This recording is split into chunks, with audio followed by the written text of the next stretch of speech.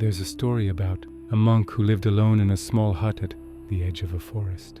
One evening, a traveler passed by and saw him sitting outside, doing nothing, just watching the light fade between the trees. The traveler asked, "Aren't you bored?" The monk smiled and said, "Only if I'm waiting for something else." The traveler didn't understand, so he moved on. But the monk stayed exactly where he was. We spend most of our lives running, not physically, though sometimes that too, but inwardly, running from silence, from stillness, from the feeling that arises when there's nothing left to do, no one to talk to, no screen to look at. We call it boredom, we call it loneliness, we call it emptiness. And the moment we feel it, we reach for something, anything, to make it go away. A message, a video, a snack, a thought we've already had 100 times.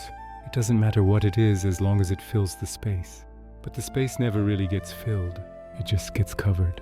And beneath the noise, the emptiness is still there, waiting, patient, unchanged. Zen doesn't treat emptiness as a problem to be solved. It doesn't say, "You're empty because something is missing." It says, "You feel empty because you're resisting what is." The discomfort we feel in silence isn't the silence itself. It's the habit of expecting something more. We've trained ourselves to believe that every moment should be occupied, that stillness is wasted time, that if we're not consuming or producing or engaging, we're falling behind. So when the noise stops, we panic, not loudly, quietly.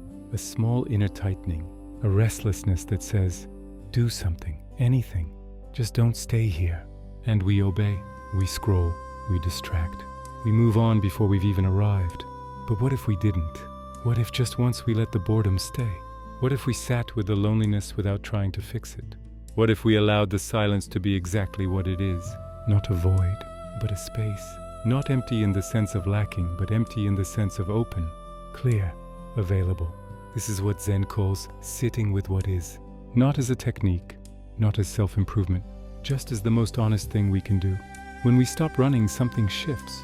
The discomfort doesn't disappear, but it loses its urgency. It's no longer something we have to escape. It's just a feeling passing through like everything else. And in that moment, we realize something quiet and profound. The emptiness we've been avoiding isn't a problem at all. It's the ground beneath everything. Think of it this way. When you're alone and the silence becomes unbearable, where does that feeling come from? Not from the silence. Silence has no opinion about you. It doesn't judge. It doesn't demand. It's neutral. The discomfort comes from the mind's habit of comparison. I should be doing something. Other people aren't sitting here like this. This feels wrong. But none of those thoughts are true. They're just echoes of a world that taught us to fear stillness. When we lean into the discomfort, not to conquer it, but to meet it, we stop being at war with ourselves. We stop treating our own presence as something to escape from. And slowly the space that once felt empty begins to feel full.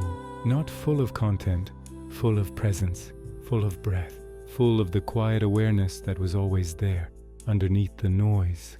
This doesn't mean we never engage with the world. It doesn't mean we reject connection or entertainment or rest. It means we stop using them as weapons against ourselves. We stop filling every gap out of fear. We allow ourselves to be present, even when presence feels uncomfortable, especially then, because that's where the transformation happens, not in the distraction, in the pause before it. The Zen master Shunryu Suzuki once said that in the beginner's mind there are many possibilities, but in the expert's mind there are few. He wasn't talking about skill. He was talking about openness. The beginner doesn't know what's supposed to happen next, so they're awake to what is. The expert already knows, so they stop looking. When we compulsively distract ourselves, we become experts in avoidance. We already know what silence feels like, or we think we do, so we don't look. But when we lean into the discomfort, we return to beginner's mind. We meet the moment as if for the first time, and we discover that it was never empty. It was just quiet. So the next time boredom arises, or loneliness, or the urge to reach for your phone, pause just for a moment. Don't fight the feeling. Don't try to transcend it. Just let it be there. Breathe with it. Notice where it lives in your body. Notice the story your mind is telling about it, and then gently see if you can stay. Not forever, just a little longer than you usually do, because in that staying something softens. The void becomes space. The emptiness becomes stillness, and you realize you were never running from nothing. You were running from yourself.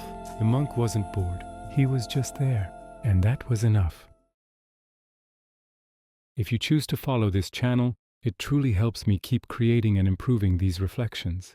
And if not, that's completely okay. I'm grateful you spent this time here. I'll see you tomorrow in the next episode. Until then, I wish you a calm and peaceful day.